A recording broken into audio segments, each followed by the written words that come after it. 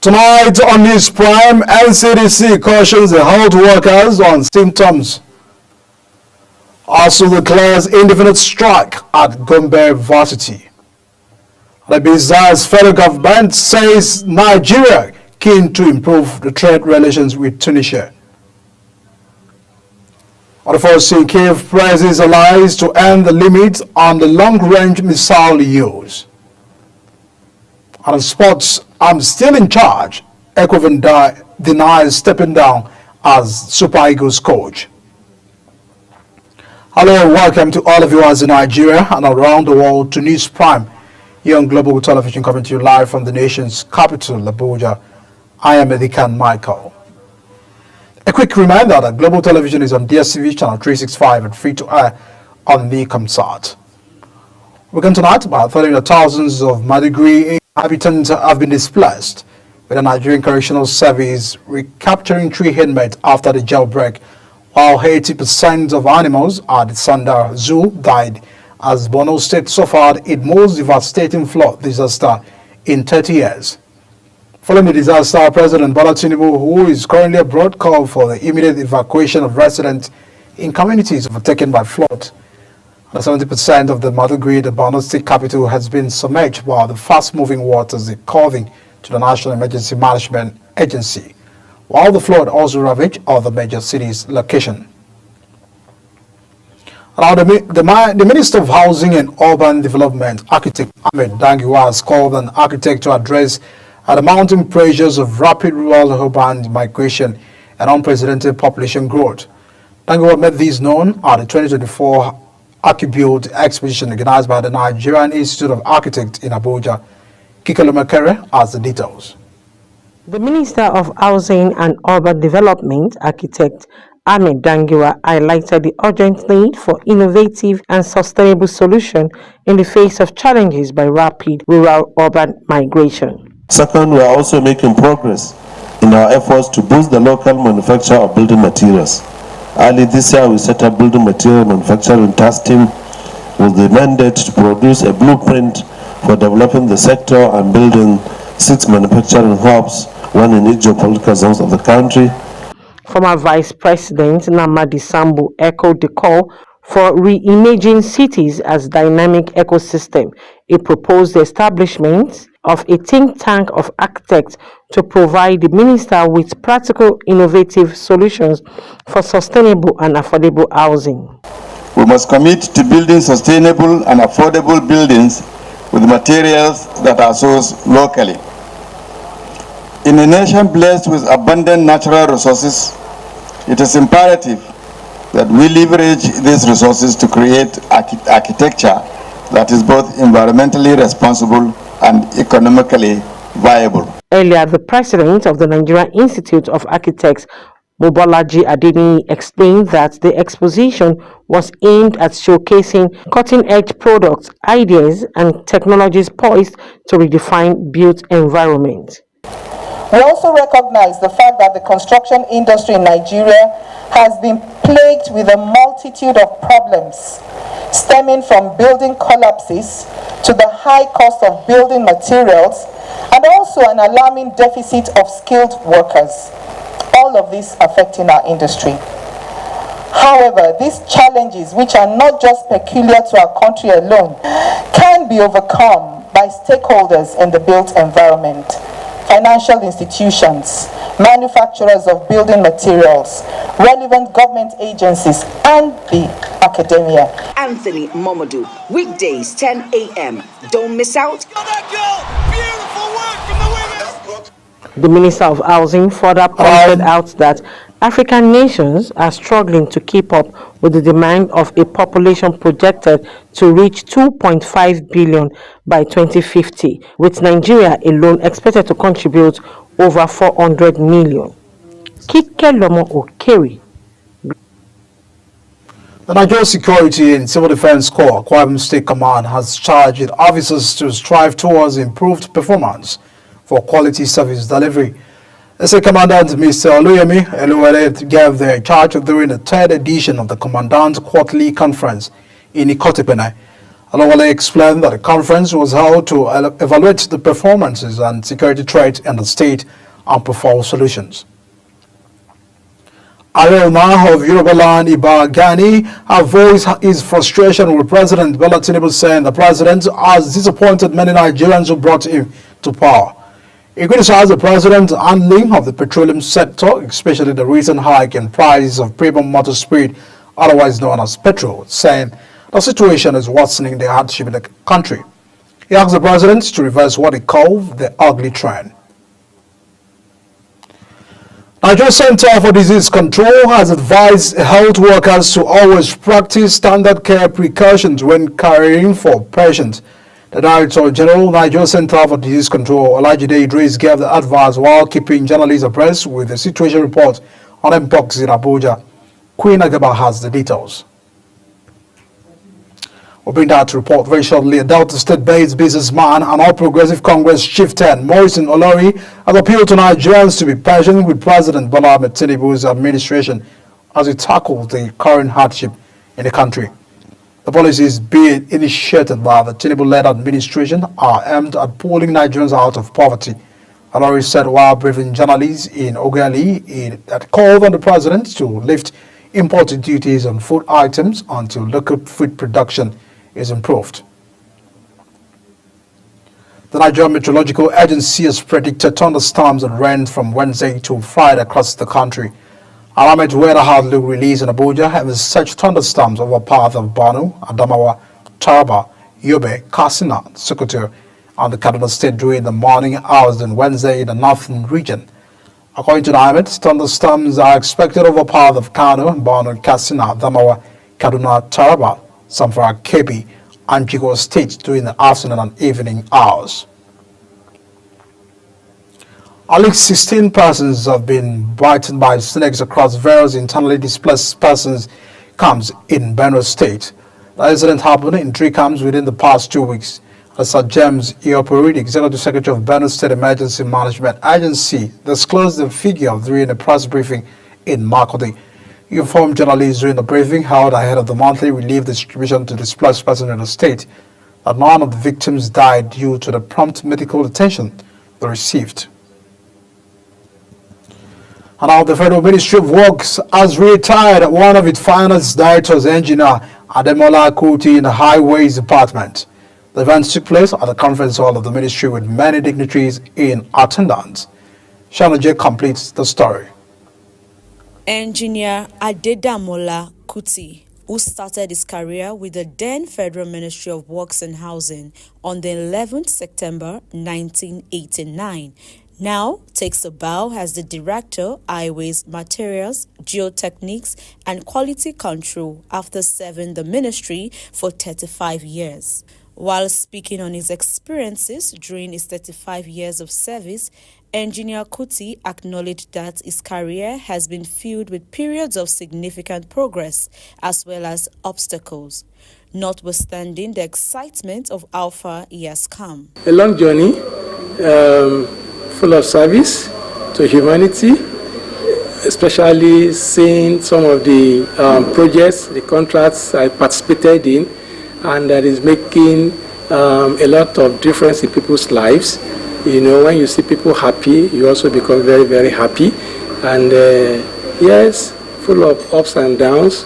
You know, there are very, very rough times. And of course, there were also very, very good times. Lots of congratulations and well wishes from family members, colleagues, and acquaintances poured out. They also expressed their love for him and offered prayers for a better retirement life. Track of family members. This is the beginning of a new era for him in Jesus' name. He will move from glory to glory. God will do a new thing in his life and everybody will hear and rejoice with us in Jesus' name. This new chapter, I wish him success in it, and this is a well-deserved celebration. And my prayer for him is that he will never retire unto death. He will have good long life, many good things that is yet to come. He will witness it. Getting to this height is not easy. It is the grace of God that take people to this level. And we thank God that He's there. He's stepping out from here and stepping up to greater heights.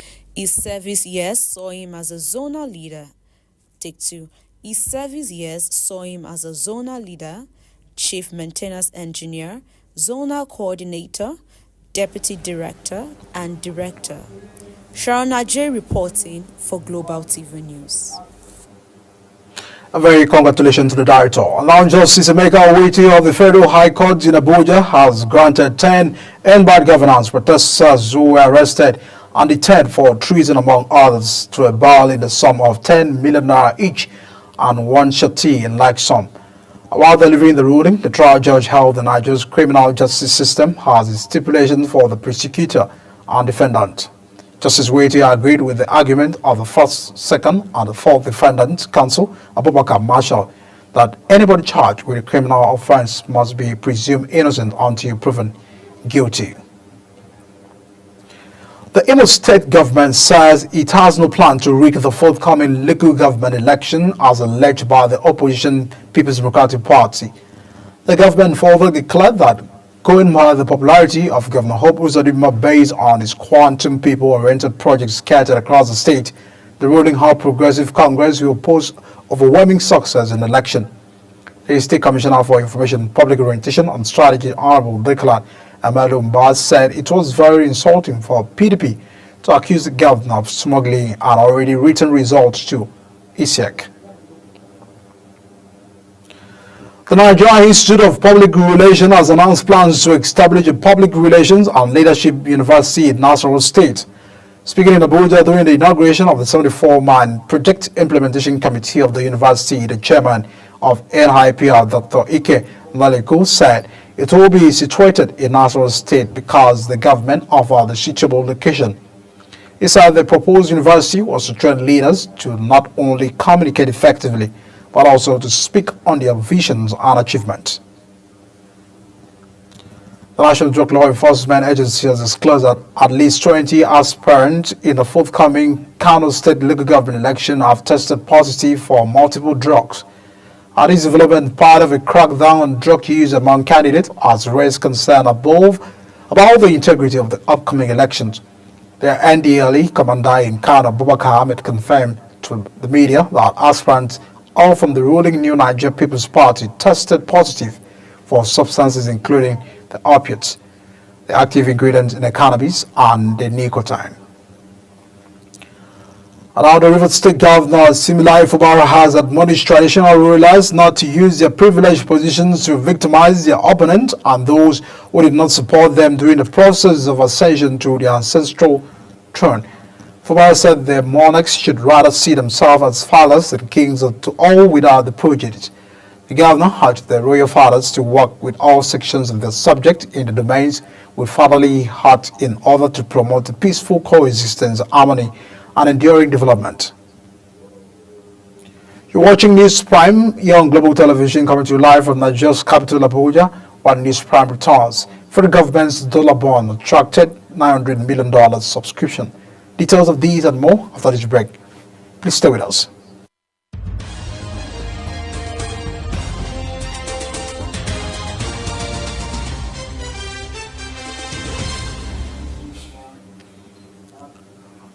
Many thanks for staying with us on News Prime. And now to business. Nigeria's first ever foreign currency domestic bond has secured $900 million subscriptions.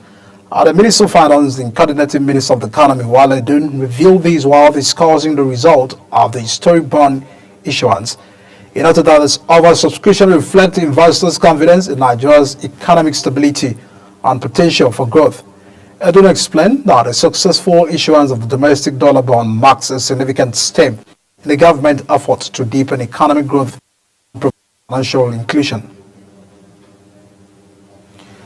Nigeria's crude oil production increased from 1.307 million barrels per day in July to 1.352 million barrels per day in August, according to the Organization of the Petroleum Exporting Countries in its September monthly oil market report. OPEC reported that the average daily crude production rose marginally by 45,000 barrels per day based on information obtained through the direct communication with the Nigerian government. And now the Nigerian Port Authority has intervened and stopped disruption of cargo evacuation at the nation's seaport and a planned strike to embarked upon by the maritime truck owners over alleged extortion and vandalism by miscreants on the Port Access Road. The managing director, Abubakar Dantisho, said the economy cannot be shut down at this critical moment. Dantisho, who was represented by the Executive Director, Marine and Operation Engineer Laliken, said the authority will work with the Lagos State Government and the Police High Command to urgently address the truckers' concerns and prevent any down tools. The Nigeria Deposit Insurance Corporation, the Central Bank of Nigeria, Bank of Industry and some financial institutions will be discussing the impact of the current recapitalization on the real sector at the 2024 Finance Correspondent Association of Nigeria Conference. A statement by the organization noted that the event would address Nigeria's ambitious goal of achieving $1 trillion economy. Now, the foreign scene, ex-United States President Donald Trump advised President Kamala Harris face each other on the debate stage Tuesday night for the first time.